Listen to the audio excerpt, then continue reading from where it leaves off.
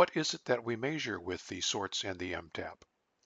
Well, because work capacity is a broad construct, it requires a broad range of work-related items. In our experience, more than about 50 items. Instruments such as the DASH and the SF-36 and the PROMIS Physical just have too few items to adequately measure work capacity.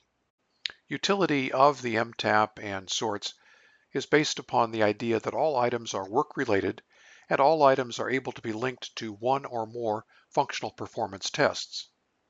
15 of the MTAP items are linked to the EPIC lift capacity test, and 54 of the HFS items are linked to the JMAR hand dynamometer.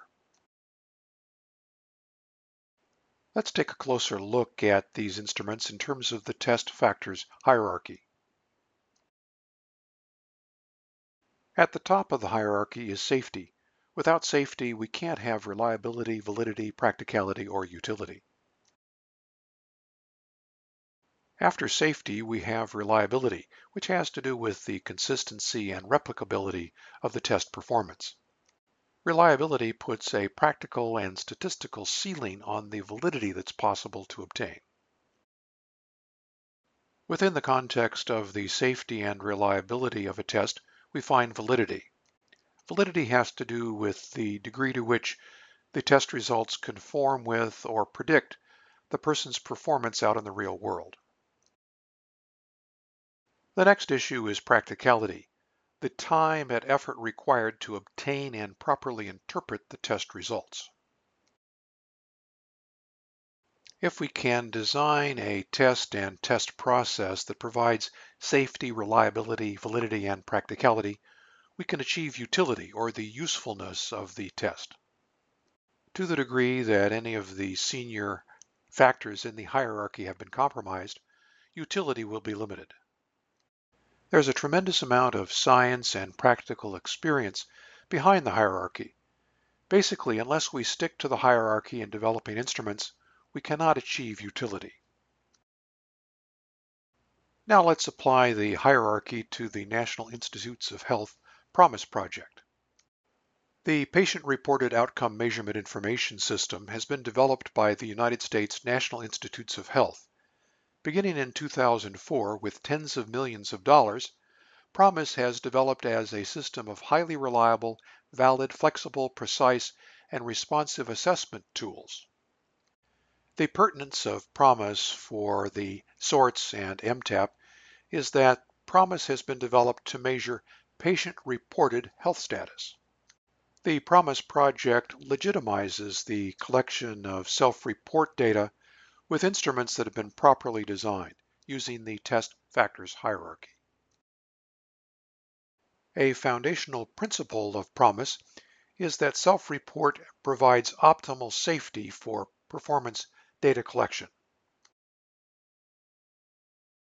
Removal of an important roadblock in the use of self-report data in healthcare came about through the development of item response theory.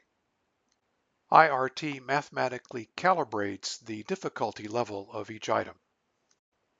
Given the difficulty level, IRT allows many inter-response comparisons that can be used to screen for inconsistent responding.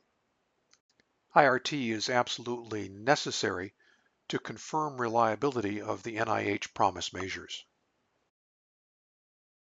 In contrast to the excellent safety and reliability of NIH Promise, validity in terms of work capacity is an important weakness. NIH Promise did not use a work focus during item selection. As a consequence, the NIH Promise measures have limited validity for work capacity evaluation or work disability determination. A couple of simple examples can help you understand this. The heaviest lift item in the NIH Promise Physical for adults is 10 pounds or 5 kilograms. In the same instrument, the operational definition of a heavy carry is over 5 pounds or 5 kilograms. Lift and carry demands at this level impose an important ceiling effect on this instrument. Another important limitation in NIH Promise is the use of text-only items. For many years, we have found that text and pictures are necessary to provide information about work function themes, which helps to provide good ecological validity. Use of text-only items without a picture describing the task limits the ability to follow up and ask questions about work function themes, which we will discuss in a few minutes. Another advantage of the use of IRT in the NIH Promise project has been to improve practicality. With information about the difficulty level of each item, we can use computerized adaptive testing. CAT dynamically selects the next item to be presented to the evaluee based on the evaluee's prior responses. Once the evaluee indicates that he or she can perform a particular task, tasks with lower difficulty levels are not administered. This decreases the number of irrelevant items that are presented to an evaluee, thereby decreasing the time required to perform the test.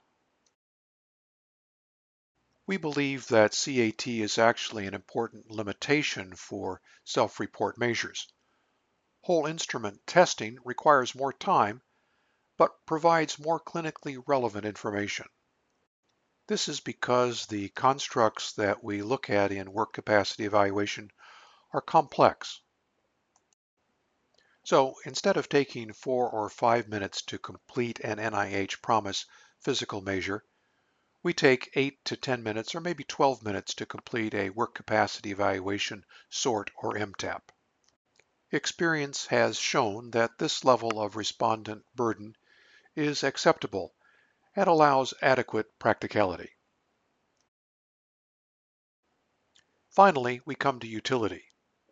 The NIH Promise project was developed to provide utility in terms of outcome measurement. Throughout the United States, Promise measures are now being used to incentivize providers for effective treatment. The Centers for Medicare and Medicaid Services now provide financial incentives to treaters and treatment programs that provide good services and effective results based on the Promise measures. In this way, the NIH Promise project has really supported the utility of self-report measures in healthcare. I see NIH Promise as providing strong confirmation of the work that we've been doing with work capacity evaluation sorts for many decades. With this as background, I'd like to take you through a brief tour of work capacity evaluation sort test history.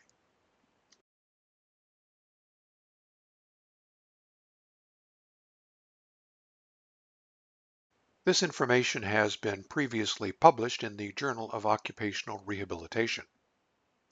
You can rent or purchase the paper at the Journal of Occupational Rehabilitation website. You can also read the article at no charge through researchgate.net. I'll provide additional information at the end of this video. The Rehabilitation Institute of Southern California tool sort began in 1979. I cut 212 pictures of tools out of the Sears tool catalog and pasted them onto 5x8 cards. Patients sorted the card deck into 3 categories: able, restricted, and unable. The constructs that we were considering came out of the United States Department of Labor's Handbook for Analyzing Jobs. Although we had originally considered the methods, tools, equipment, and work aids system in the Handbook for Analyzing Jobs to be our primary context, we soon found that this was not very practical. Alternately, we found that the constructs in the handbook having to do with the physical demand characteristics of work was much more useful. Here is the PDC chart that I developed based on the strength demands of work with the addendum of typical energy required across the 5 physical demand characteristics levels. As we winnowed the 212 card deck down to 109 cards, with a focus on physical demand characteristics of work, we also found high ecological validity through the identification of the evaluee's work function themes. Work function themes are the inherent rules that all of us have to guide our participation in work activities. Work function themes can be identified in a follow-up interview with the client after any sort or the MTAP. With any restricted item, we just ask the question, as you do this, why are you restricted? Across many restricted items, we identify from 3 to 8 work function themes. Examples are, my right hand loses strength when I reach overhead, or I get stabbing pain in my legs when I bend to work low, or my legs are unsteady when I carry things like this. Of course, these are the client's own words, and we can apply our own understanding and our vocabulary to interpret them professionally. We use our interpretation of the client's work function themes to compare to the impairment information that we have. This is one way to confirm the degree to which the client's functional limitations are consistent with the underlying impairments. As we developed our abilities to identify work function themes using the RISC tool sort, we began to see that WFTs were able to be improved with human figure drawings. This observation was a slight but important contribution to the ongoing development of the sorts. This innovation showed up in the next evolutionary step, the development of the West tool sort. The West tool sort was developed in 1981, composed of 65 cards representing 62 different items. In the WTS, tools were pictured as they would be held in normal use. Evaluees sorted the deck in terms of 4 productivity levels, plus a don't know category. Tool names were presented in 6 languages, with a text description in English on the opposite side of the card. The cards could be keyhole scored or computer scored into 28 factors. Here is the front side of tool number 63, a hoe or garden pick. Notice the 28 holes on the top and bottom of the card, used for the keyhole sort technique. For example, with this card, factor number 4 and factor 10 and 11 were among the 9 factors that were pertinent. This is the back side of the same card with the text description in English and the stylus that was used to do the keyhole sort. Here is another example, WTS card number 15, the hacksaw. You can see that it has different slots carved in its keyholes. Here is the backside of WTS card number 64, hacksaw. Notice that it is exactly like WTS card number 15. In the WTS, cards number 63, 64, and 65 had identical pairs that were presented earlier in the sort. This was a strategy to measure consistency of responding that we have adopted for all of the later sorts. Now we come to the Loma Linda activity sort, developed by occupational therapist Donna Anzai at the Loma Linda University Medical Center. In the LLAS, 65 cards included 62 different items, with activities pictured as they would normally be engaged by the person. The same 4-level productivity sort plus a don't know category was used, as in the WTS. The activity title is presented on the front side, with the text description on the opposite side. In the LLAS, we operationally defined activities as aggregations of tasks and tools as components of tasks. This is an important bridge between the fields of occupational therapy and ergonomics. It also provides a helpful link between healthcare practitioners and job analysts. Here is LLAS card number 1, grocery basket. This is the same as LLAS card number 63. Here is LLAS card number 21, knitting needles. Based on 10 years of experience with the RTS, the WTS, and the LLAS, we began to develop the spinal function sort in 1989. To improve reliability and practicality, we put this into a test booklet with accompanying answer sheet. We used common work tasks graded by PDC level with the 28 factors that we had taken out of the Handbook for Analyzing Jobs. There are 50 items with 2 item pairs. The item pairs are not identical, but tend to be answered similarly with a high degree of consistency. We use a 5-level rating scale based on restriction, plus a don't know category. Weighted scoring is used to have a total ability score. The spinal function sort can be hand scored or computer scored and is administered in 6 different languages. Here is SFS item number 15. Unload 2 10-pound grocery bags from the trunk of an automobile. As with the WTS and the LLAS, a pen and ink drawing depicts the task. Males and females are represented in a balanced fashion. SFS items are graded in terms of demand on the spine. Here is item number 22. Install a faceplate on an electrical outlet. If the evaluee had only a hand injury, this would not be an appropriate instrument. Alternately, we would use the hand function sort, which was developed a few years later. The SFS is used widely in case management.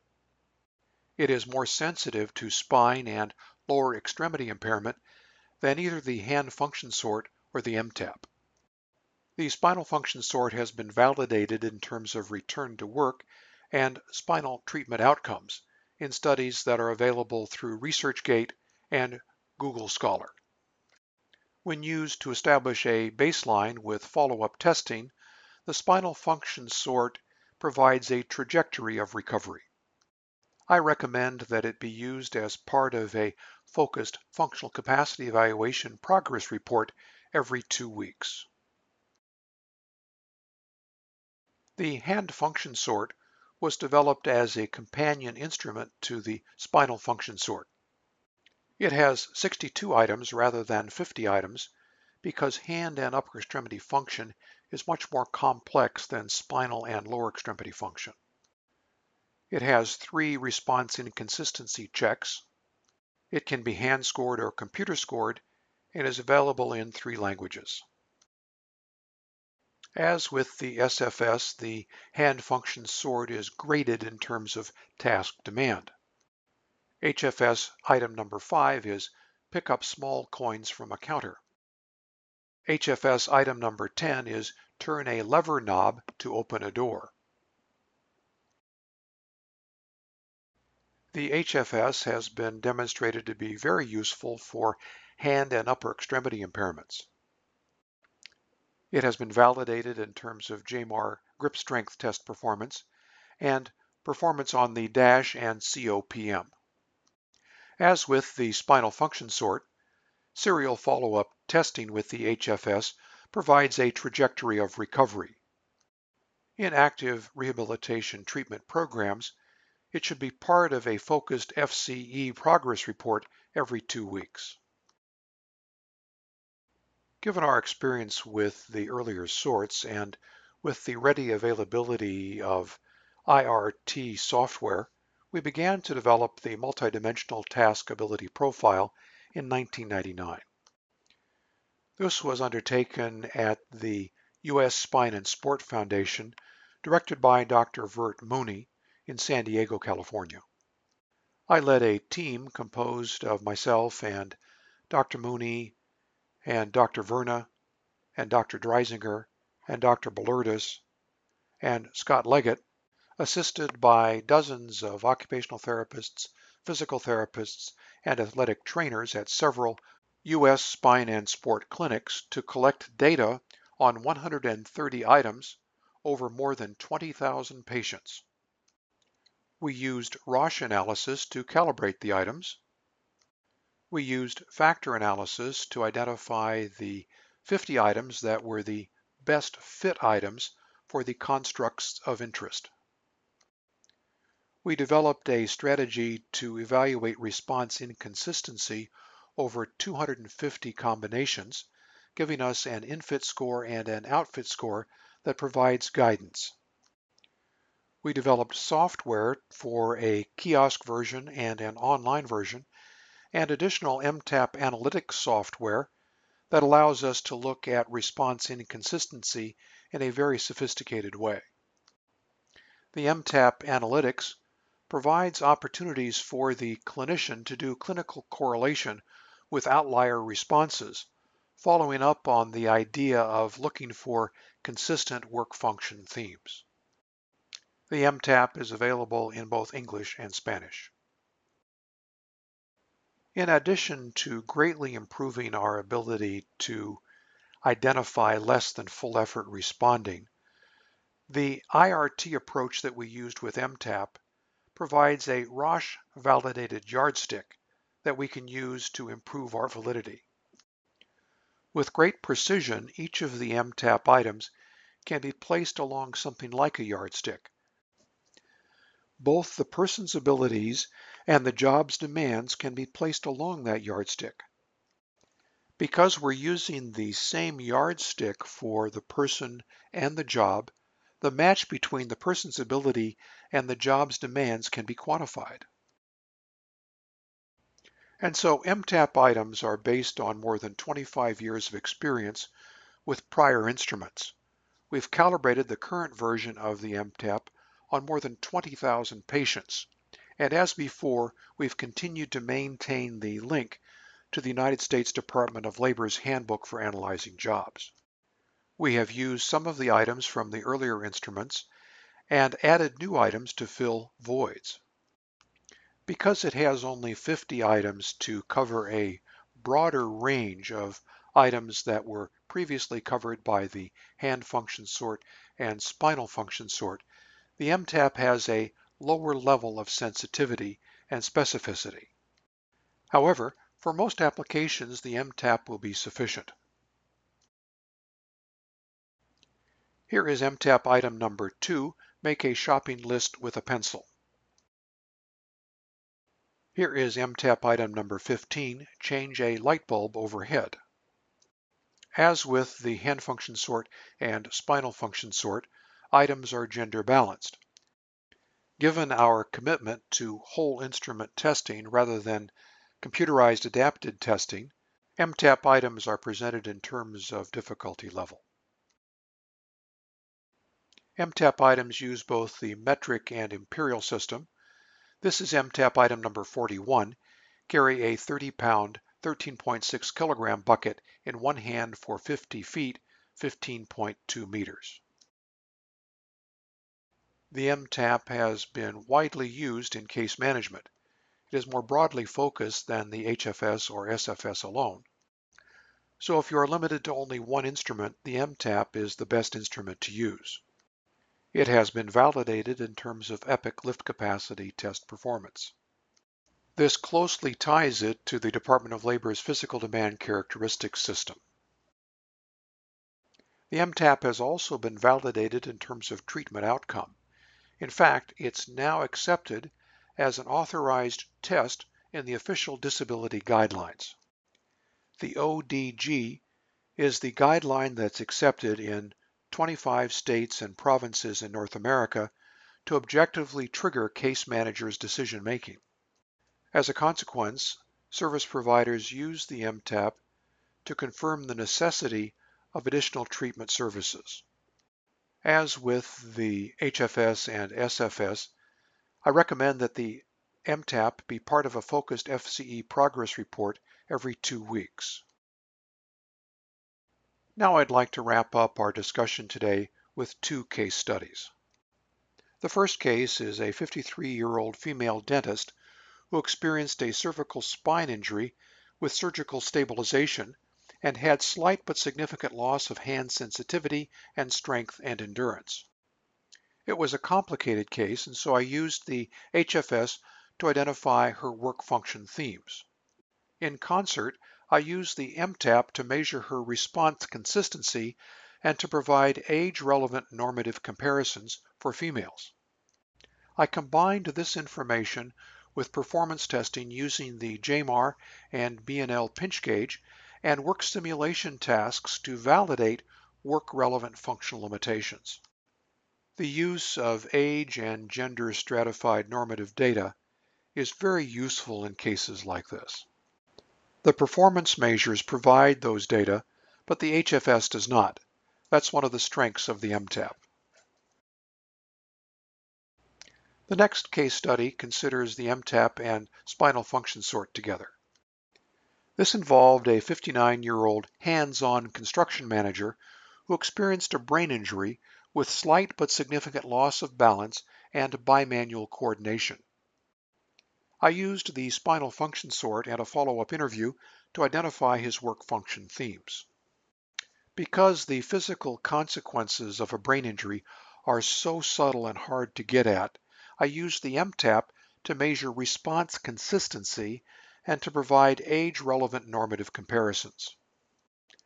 I took the self-report data and compared it with data from the CAL-FCP and the EPIC lift capacity test to validate his work-relevant functional limitations and provide age-relevant normative comparisons. Thank you for your interest in our work. Additional information is available at mathesondevelopment.com. I also suggest that you set up a free account at researchgate.net. Follow me at ResearchGate, and as we publish research, it will appear there. Thank you again for your time and attention.